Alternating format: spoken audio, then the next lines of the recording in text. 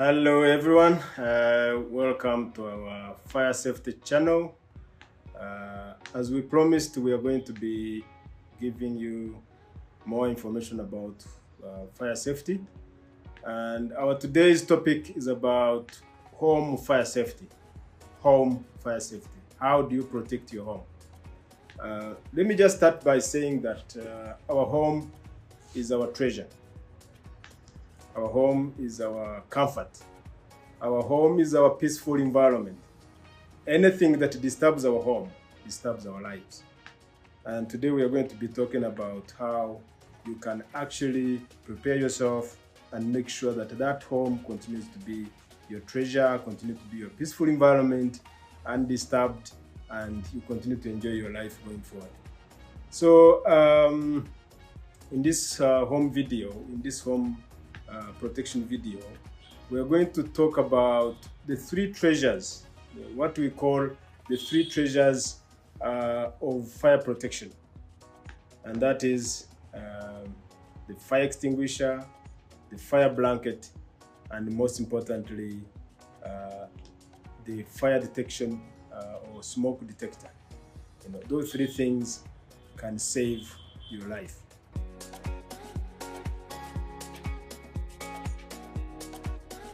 Let's start with common causes of fires in our homes and then how we can prevent it. First of all, the common causes of fires in modern homes, just like in modern other environments or other places, it's electrical. Electricity is good. We use it for so many things. But also anything can go wrong with it. So electrical equipment, electrical appliances in our homes, anything can go wrong. Then today in our modern homes, especially here in Rwanda, but I guess everywhere else, we are cooking with gas. We are using gas for cooking. So our lifestyles are changing every day. We are not cooking with charcoal anymore. We are not cooking with firewood as we used to do, and we have gas in our homes. So I think people have to be aware. I'm not a specialist in gas, but I know the one we use we use for cooking in our homes is LPG. That's liquefied petroleum gas, and you need to learn the safety procedures and safety measures that you need to take in order to protect or to use that gas safely. We also need to learn how the equipment that we use in our homes, we are plugging in and out all the time. So many things, the kettles, the phones, the laptops, everything used in our home, the fridges, the air conditioning systems, everything that is plugged in electricity, you have to be sure that that's also comes with a fire hazard. So there are two flash points in our home. That's in the kitchen where the gas is based, and that's also where all the electric equipment are plugged in. So we need to take measures, learn about how we can avoid any accident that can come from those two areas.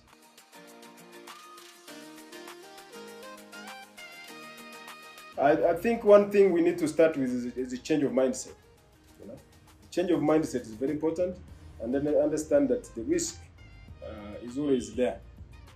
So just make sure that you have a fire detection system, a smoke detection system in your home. It's a very simple gadget that when something happens, it warns you very, very early. It can detect smoke when at the beginning of an incident, before you even see it. Let's take an example. For example, you're sleeping, you're in your sleeping quarters or in your rooms, and something happens in the kitchen or anywhere, and fire tends to start in very awkward hours.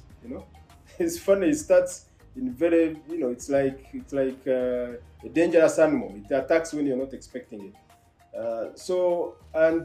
If you don't have anything that will warn you that something has gone wrong, then by the time wake up from your sleep, it's too late. So you probably woken up by the smoke, or woken up by noise, hearing things, unusual things happening. By that time, it's too late. But if you have a smoke detector in your home, by the time anything happens and smoke starts blowing in, then it will warn you and to make noise. Even if you're sleeping, you wake up. So at that point, you still have time to organize the escape for yourself, for your loved ones, to make sure that you run out of the house, and then probably deal with the situation if it is still small to deal with. And if you have something to use, like fire extinguisher, fire blanket, as I said, there are three treasures: fire blanket, fire extinguisher, and then smoke detector. So it gives you time to escape and run away from the danger. One thing I want to add is that many people build their homes and then they don't even bother to get insurance. Insurance costs very, very little. It's a small percentage of the value of the home. So please make sure that whatever you do to protect yourself, make sure you also have insurance cover, so that if anything goes wrong, you don't regret that I hope or I wish I had done it. I've seen so many people in so many fire incidents regretting and saying, "Oh, I wish I had insurance. Oh no, I have." Someone even wanted to throw himself into the fire because he thought that all his life is gone. So he tried to, as the fire. I saw the incident where the firefighters were trying to deal with the fire itself, but also dealing with the owner trying to, to throw himself in the fire because he thought that all his life has come to an end. So don't wait for that. Don't wait for such a situation where you have, you feel that your life is coming to an end. Just prepare. It's about preparing. It's about, having forethought, having foresight to make sure that everything you do, the way you live your life, is well organized, including, fire insurance for your belongings, also for your home.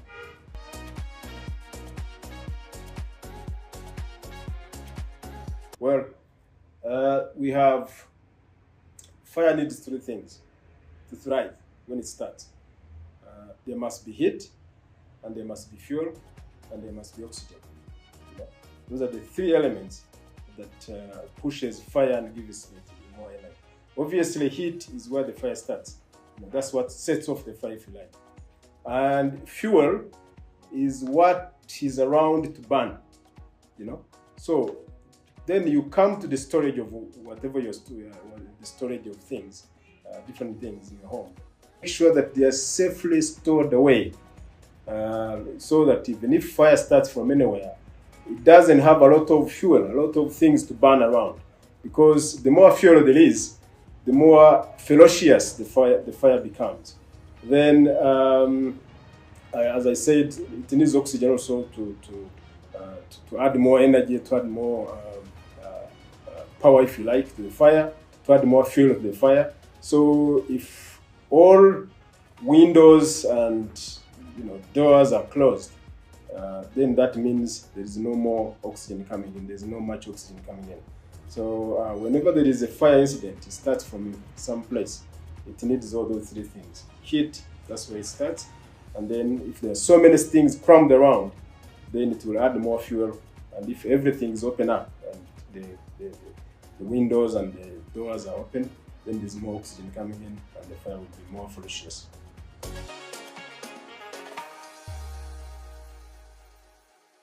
First of all, make sure you use the quality fire electrical installations. There are so many things in the market.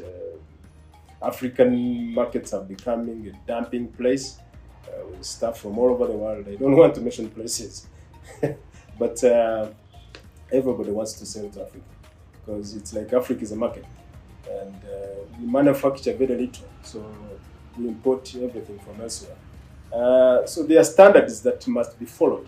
Even the fire extinguishers, the fire equipment that come into our countries should have, basic standards, or should conform to the international standards.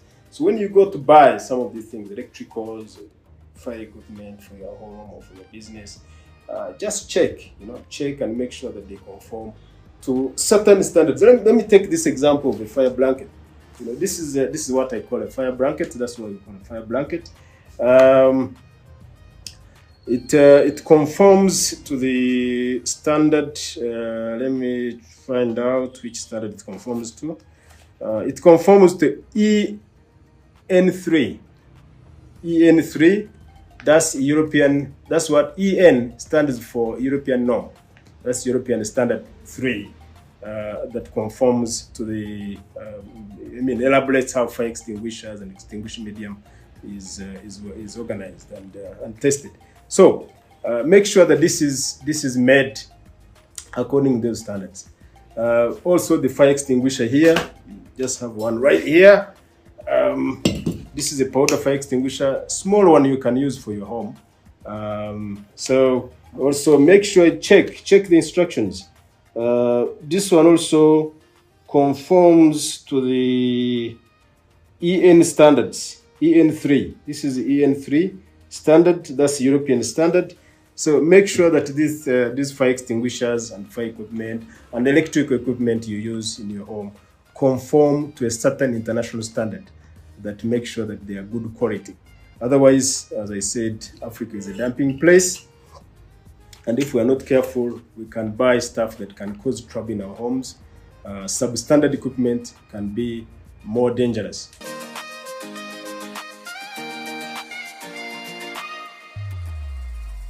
So we are going to do a small demonstration here. And as I said, there are 3 treasures of home fire protection. So we're going to show you what they are and how they work.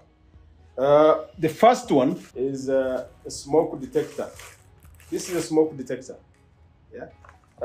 And how it works, basically, you put it up in your house somewhere. It has to be put by a professional so that it does not pick up unnecessary smoke and then make noise all the time, what we call false alarms or false alarming.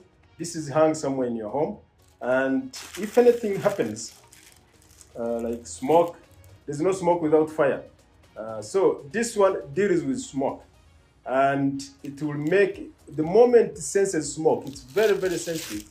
It will sense smoke when the early stages of the incident. So it will make noise. It will make a lot of noise. And then wherever you are, whether you're sleeping or you are somewhere in your house doing anything, going on with your own business, it will make noise and you will have to listen that something is wrong. You have to hear to understand that something is wrong. So this is very important because when it makes noise, it gives you time to prepare, either to check and see what has gone wrong somewhere, and then if it needs to escape, it gives you time to escape. So you can organize your family and say, hey, there's something wrong in the house. The alarm is alarming, it's making noise, so it means something is wrong. Then you have time to escape and run out, and the rest of your family. That's very, very important. So this is the first one. The second one is a fire extinguisher. Let's say you've just acquired it from the shop.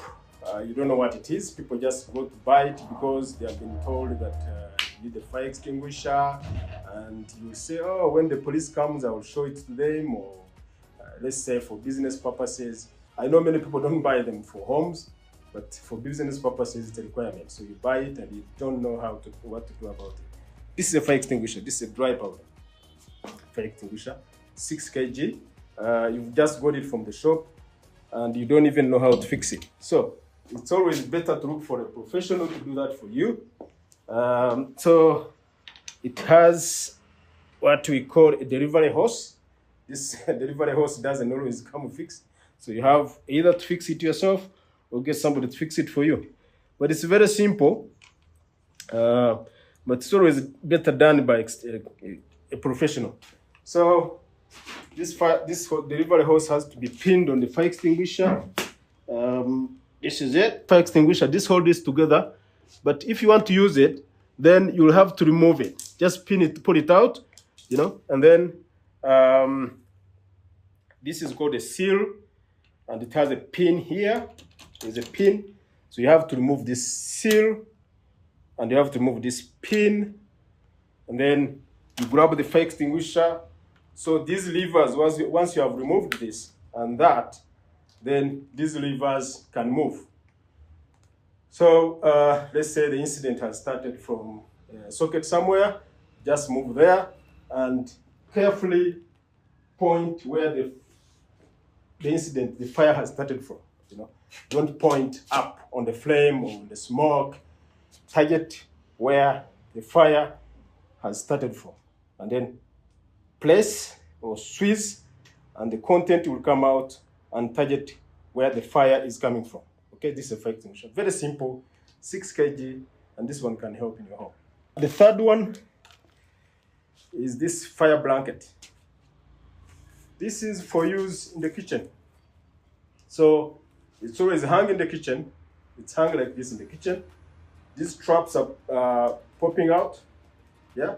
So when we are cooking, especially well, it can happen in the home. It happens in the home. We have so many incidents where it has happened in the homes, but mainly in the hotels and in the restaurants where they cook all the time. So you pull this one out. You're cooking and you overheat. Mostly it happens when you overheat the oil, the cooking oil. You want to fry, let's say, chips.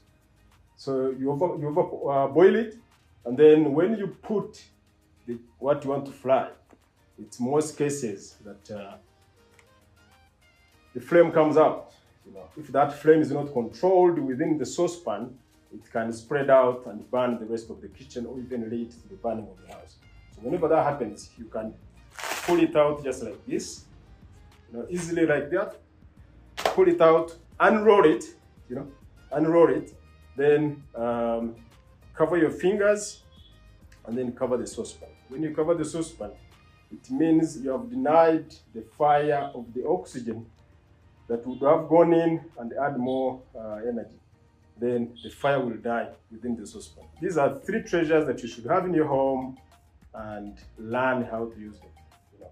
But most importantly, learn about the safe use of the gas that we use to cook today, because we've had so many incidents.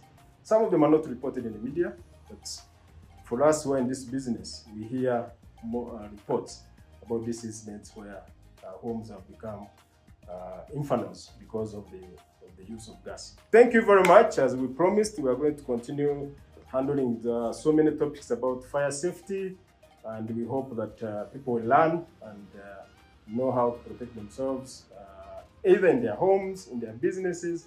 Next time, we're going to demonstrate how even your car can become a trap, or a fire trap, or danger trap, if you don't know how to deal with it. Yeah. Your own car, you're traveling and it catches fire. It happens because there's electricals in the car as well. So we are going to handle these topics one by one to make sure that people learn how to protect themselves. Thank you very much, and look forward to the next video.